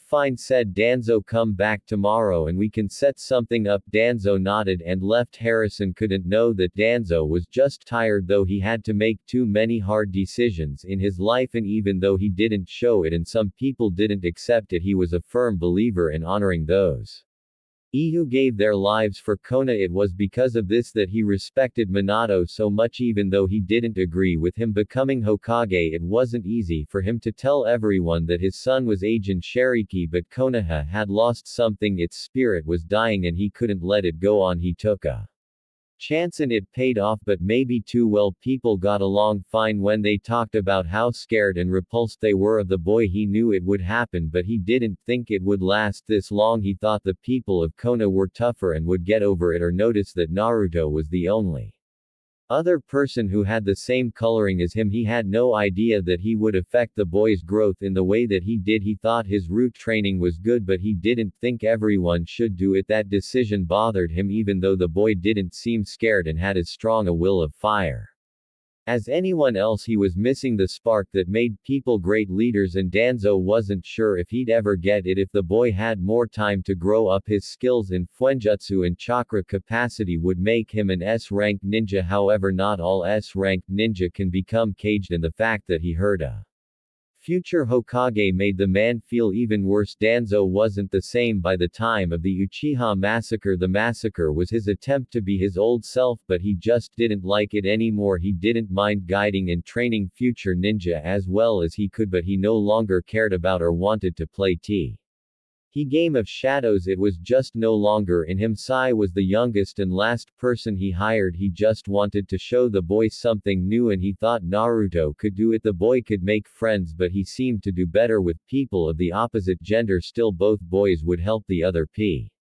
Sai was well trained, so he could be a different training partner for Naruto and also let Danzo teach the boy some jutsu. He didn't expect much from Kakashi because the man's thoughts were so strange. It wouldn't be much, but if he could make the boys friends with each other, it would be a good thing. That didn't require a sacrifice, which was a thought that Danzo liked more and more. 2/3 of Team 7 were upset as they pulled roots in the field. Sakura hated having to do dirty work as the sun was getting close to midday. Sasuke didn't like the work or the way it was done, but he was upset about Nothing else. Naruto Uzumaki was a mystery, a boy who didn't want to do theoretical work in school that could trap their sensei in a planned Fuenjutsu move, a boy who was never able to beat him at the academy but who now completely beats him, a boy who had trouble at first with clone jutsu but can now make clones of himself with no trouble, and that was what was making him mad. Sasuke asked, his tone of voice showing how upset he was. If you can make solid clones, why aren't you using them to speed this up? I think my speed is fine. Sasuke-san is right. If we want to get out of here, why don't we just make clones? Why should I do more work than the rest of you? If you want to pay me for it, I'm willing to listen. Do you want us to pay for you? Sasuke-san, I would be doing more of the work. Doesn't it make sense that I get something for that? Getting things done faster is the reward. Once again, I'm happy. How hard I work. They're just copies and you don't have to pay for them. Maybe not, but I have something you want to use and I'm fine with that if you give me something of equal value in return. Naruto's argument made Sasuke angry, so he said, I'm not giving you anything. Naruto said, that's fine. He didn't stop moving as he worked. Kakashi watched the conversation from a tree and gave a soft laugh. Even though it was for money, he couldn't blame Naruto's position. The other two people just assumed he would be fine with doing more work. He wondered what they taught at that ninja academy if the two weren't ready to bargain and haggle. One of the most important skills a ninja could have was the ability to negotiate. Violence should only be used as a last resort unless it was part of the mission. However, many people didn't follow this rule. He was glad that one of his students got that, even though boy was just trying to trick his teammates. Kakashi may be passionate about working as a team, but he wasn't a mark. If the other two wanted Naruto to work harder, they would have to make a plan. Kakashi knew he had a visitor on his tree branch because he has very good senses. He didn't look bothered. He did look at his students before he acknowledged the guest. Shadow clone jutsu was something Chibi was really good at. Are you the real thing or clone? Hatake sensei, well, clone __. What can I do for you today? Boss was interested in the book you were reading. What does it say? Oh, this is for adults. Like trade between villages during a time of speculation. Who knew tulips could be so important? No, not adult like that. Adult like relationships, bromance novels. I think Sakura-san used to read those during breaks at the academy. That doesn't seem very adult. Kakashi almost snorted, but snorting is cool, but he couldn't let Chibi think that his beloved Ichi was like a bad romance book from a dime store. This kind of writing was the pinnacle of erotica. Sex kai clone __. The book is about sexuality. Oh, that's cool. Can I read it? Where could I get a copy? They don't sell these things to DS. I can buy weapons and I can make an array of explosives strong enough to destroy the Hokage monument. That doesn't make sense, so can I just borrow yours? Why are you so interested? Aren't you a little young for this? First of all, it's interesting enough that you can split your attention between it and Your official mission also research. Hi, I've asked several women out on sexual dates and I might even go out with a kunoichi named Anko-chan. That last part got Kakashi's attention. Wait, Mirishenko, you asked her out? No, not really, but she did say she might think about it when I'm older. Kakas. I could only stare at the clone and wonder if he was really this lucky. He had to know for sure. So how will the Aikaicha books help you with your research? There are guides to help with sexual performance, but fiction can help you be more creative. Chibi was a pervert in the making and based on he usually acts. Kakashi could turn his sensei's son into a cool pervert if he played this right, but Kakashi would aim higher. He would try to reach the top. The son of his sensei will end up being a gentleman pervert. Kakashi couldn't believe it. Naruto was a once-in-a-lifetime find, someone who could give perversion a good name. Kakashi spoke up when he saw that the clone of his favorite student was looking at him. He remembered that the boy had more than one offer out and wanted to find out which one he liked best. So of these offers Naruto made or all of them for kunoichi. He saw the clone nod. Why, I could say it was being close mostly with kunoichi, but more than that, boss likes pretty girls who can fight. Hearing those words made Kakashi remember a conversation he had with his sensei a long time ago. Sensei, why do you like Kushina-san so much? She's the complete opposite of you. I wouldn't say she's the exact opposite. Kushina can be a very kind and caring woman, and she can also be quite violent. What can I say? I like a pretty girl who can fight. It will be you, Chibi. I'll make sure of it, Kakashi thought as he nodded in response to what the clone said. In his head, plans were forming on top of plans. What Kakashi didn't know was that his determination made several kunoichi shiver, and they all had the same thought at the same time. Kakashi bastard, they didn't know why, and they wouldn't know for days. After 2 days, as Jiraiya walked along his path, he wasn't surprised to see a monkey summon waiting for him. He was going to meet someone else today in a village in the south of the Land of Fire. He didn't know what a summons was, but his sensei had called him this way when something needed to be done right away and couldn't wait for their regular check-in procedures. The black-haired monkey ca me up to Jiraiya's knee and said, Jiraiya-sama, this is a message from Hiraz and Samanth. He reached down and took the scroll from the monkey's open hand. Jiraiya, this scroll has an encryption seal that was made by your godson, who is also our most recent official seal master. If you can't break the seal by the end of today, you should go back to the village right away. If you can break them, then you should follow the instructions inside. If you ignore this call or take too long to come back, I will come for you with my bow staff. Jiraiya, you don't want that, trust me. Here is in Sarutobi Sandom Hokage. Jiraiya read the note 3 times more to make sure he really understood what it said. Minato's boy, who was his godson, was already a seal master at noon. Even for a new Uzumaki, that's a lot. Part of him just wanted to go home and forget about his sensei's test, but the seal master also wanted to see how good his Odson was. Even so, if the boy wasn't an expert in encryption, he probably wouldn't be able to make something that complicated for a 10-year seal master, but Jiraiya would teach him more about security seals. When he came back, the toad sage put chakra into the storage seal at the bottom of the letter and watched as another scroll came out. Jiraiya took it apart because he was really interested in what his godson had made. He looked at it carefully, focusing on the way it was made, and stared and stared and stared. Then he looked up at the summons, then back down at the seal, then back up at the summons and yelled, what the is this? Jiraiya would spend the rest of the day trying to figure out how the seal was made before calling a toad to meet his contact and running off to Konoha. Outside of the Land of Vegetables, Tsunade sat under a tree with her pet pig on her lap and enjoyed the cool breeze. Her longtime apprentice was in a field working out. Tsunade would have joined him, but she was too drunk to care. Yes, it was just an excuse since she could get sober whenever she wanted, but when you can punch holes in mountains and lift gamabuntas, Tonto, people don't ask you too many questions. When she was trying to relax, a small white monkey came and woke her up. She knew what it was like to be called by her sensei. Just like Jiraiya, most of the time it was to warn her about something bad or dangerous that was going to happen near her, giving her time to get out of the way. She was afraid that this would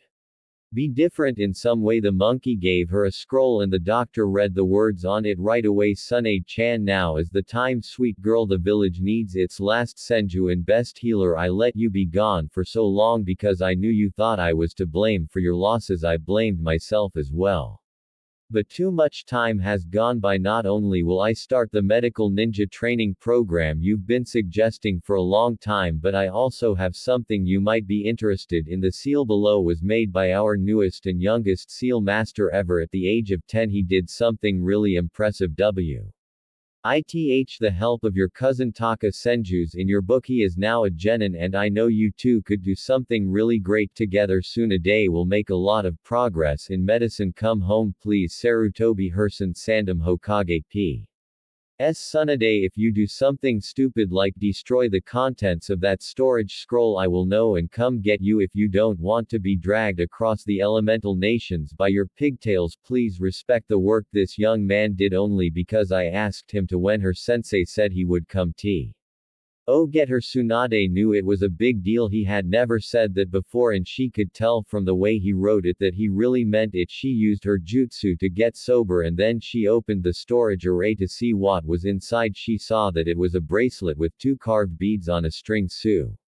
Nade saw that they were seals. When she looked at them more closely, she put chakra into it and she felt a different kind of chakra come into her body, but it felt like her own, so she didn't fight it. After the seal stopped glowing, she did it again with the second bead and saw a display of her current medical information. She also knew that no one else could see it. Tsunade was wondering how she could have been the source of this idea when she remembered the diagnostic jutsu she had written down. It was so simple and couldn't be turned into a weapon, but it was interesting to see it used in this way.